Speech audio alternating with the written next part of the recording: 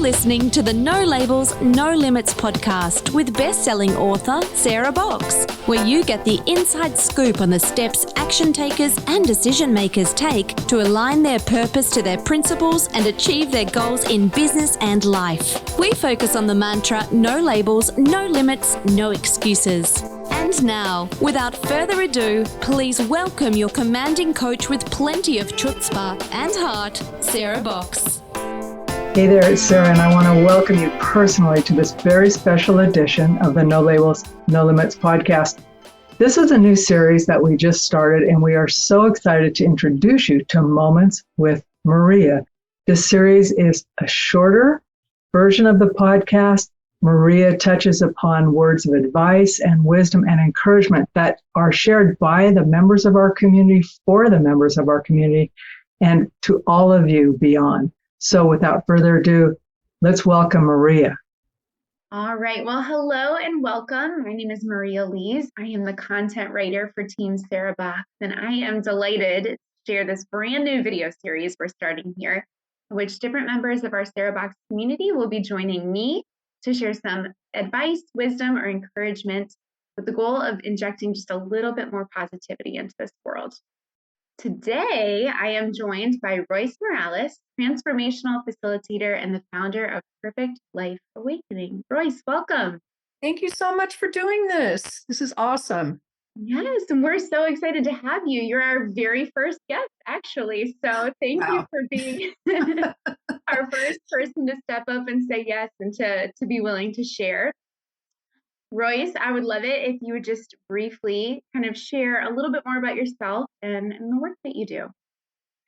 Well, I call myself a transformational facilitator, which is a mouthful, but that's pretty much what I do. I help people transform their lives from fear-based into, kind of more of a love-based, less triggered, less buttoned, much more deserving and more purposeful, by getting to the core of whatever it is that is running them subconsciously. That's very bottom line what I do.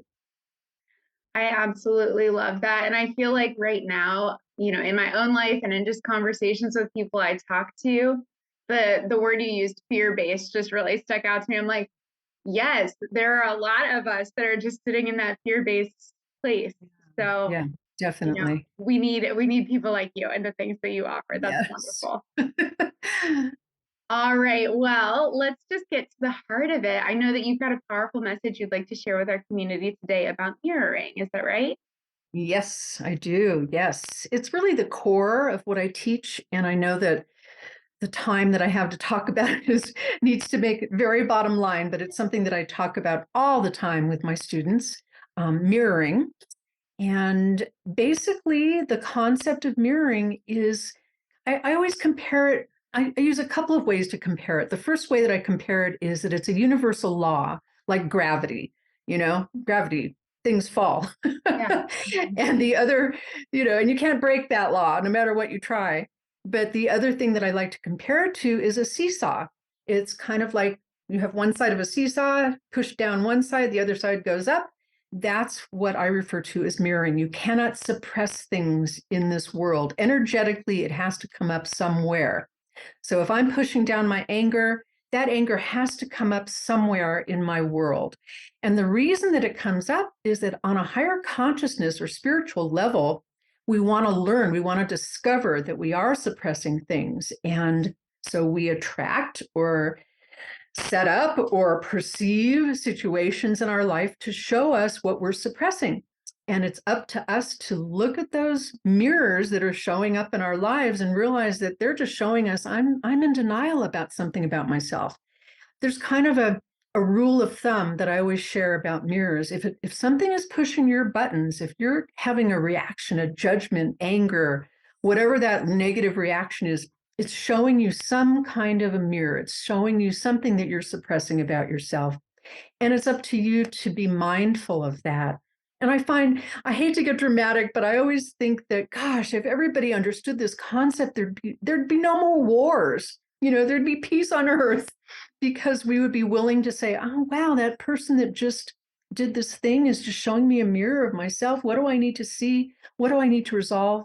Because what happens from that is we feel compassion and we feel forgiveness and we feel like, wow, they're just me embodied in this other form. So things can shift by doing that. And what's interesting to me is I've done a lot of mirroring work on myself, and I find that when I get in touch with what someone is mirroring to me, somehow the energetic thing going on between us can shift and they don't have to be mirroring it anymore. Or they can leave, or things can start changing just by me taking a look at the other side of that mirror, getting out my Windex and going, okay, wow, what are you showing me about myself? Thank you.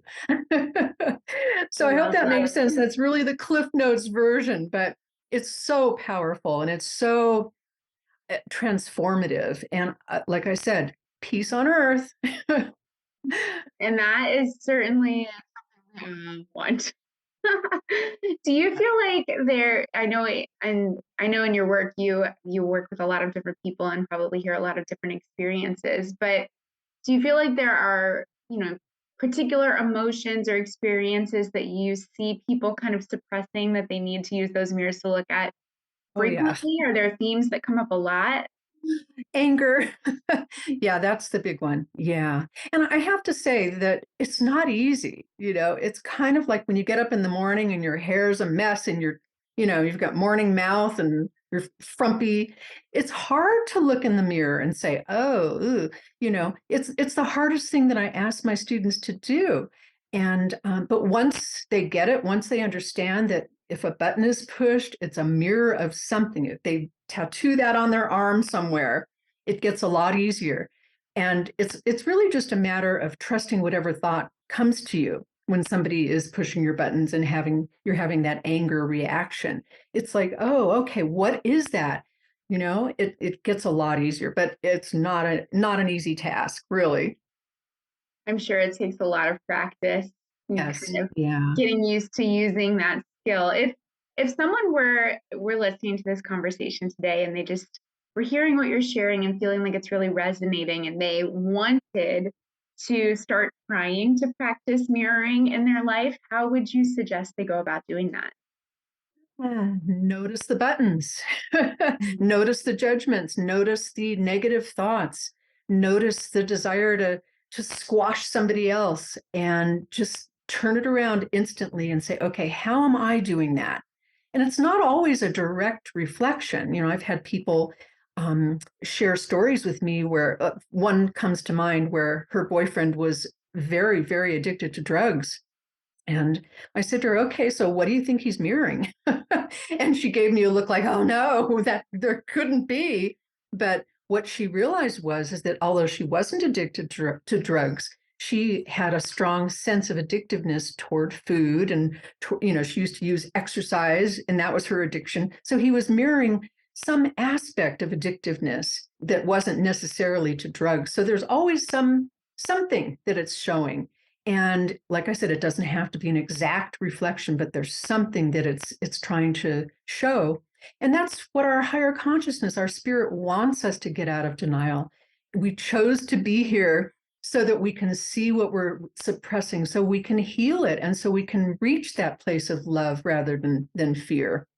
So yeah, that's the best thing to do. Just notice, notice, notice. I love that. Pay attention. Yeah.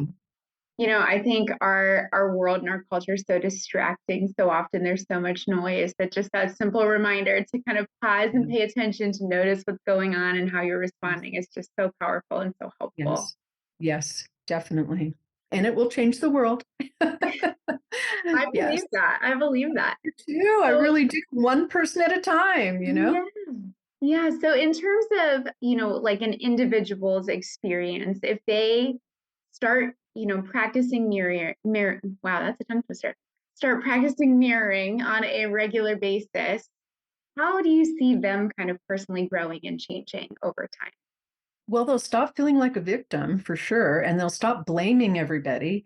And it always sounds kind of odd, but I find that when you take responsibility in that way, things, like I said, things start shifting and things feel better, and you don't have to take those negative actions toward people. So I believe that's what we are here to do on this planet, so that we can be responsible humans, and we can stop trying to kill people and create wars and all of that stuff. It sounds like, ooh, I don't know if I want to look at those parts of myself, but when you do, there's a sense of relief and there's a sense of empowerment and joy that happens with it. It really does. That's wonderful. Well, thank you so much for all that you've shared with us today, Royce. I know I've learned a lot, and the wisdom that you've offered here today is truly going to bless and support so many in our community. But before you go, if you had to leave our community with one final message or quick parting words, what would they be? Can I repeat myself? Just take a look at those absolutely. mirrors. There's no button that isn't a mirror. It's always a mirror of something for us to look at. And we're here to empower ourselves and get, more enlightened, more higher consciousness. So keep looking at those mirrors. I'm definitely repeating myself, but that's okay. Some messages are worth repeating. Yes, definitely. Yeah. Absolutely. Well, on that note, I'll just say a quick thank you to those who carved out a few minutes to sit with us today. Stay tuned for more encouraging and uplifting videos coming your way.